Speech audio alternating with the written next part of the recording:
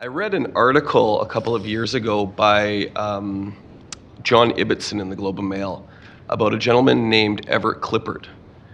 And a lot of people won't remember, but Pierre Trudeau's famous line that the government of Canada has no business in the bedroom of Canadians was based on Everett Clippard, who was a City of Calgary bus driver. And he had been I think he was the last person put in jail for being gay, and they forgot about him for a long time. Calgary actually has a really interesting and long history of advocacy, and so when Councillor Curragh talks about pushing our jurisdiction, we should, and we have before, and we have a history of it as a city, not only on these issues, but on many, many other issues. I got Michael Mooney in my office to send me his most, the definition isn't there, but this is, we haven't actually said what the definition is, and one of the definitions that we've been looking at is conversion therapy, sometimes referred to as reparative therapy, is any of several dangerous and discredited practices aimed at changing an individual's sexual orientation or gender identity.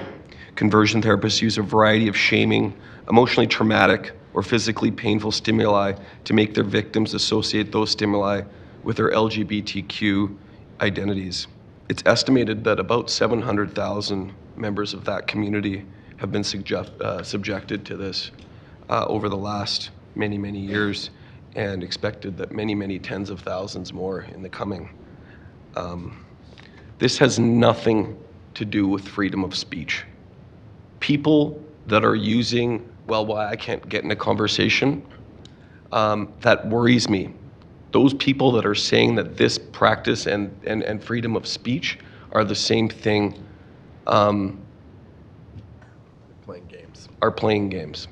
They're playing games with people's lives. This is a symbolic thing, yes, but we will bring teeth.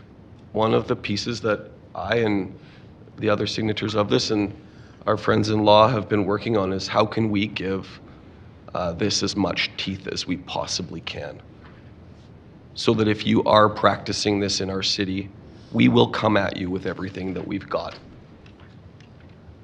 I would just say, if you're an organization or an individual who's undertaking this practice, hopefully after this vote, will no longer be welcome, and we will come and use all the tools at our table to come and find you, to ensure that you aren't subjecting our citizens to this awful practice. So thank you. It's been a very interesting conversation today. Huge thank you to the members of our community who have been fighting for this for a long, long time. The fight's not over. Thank you.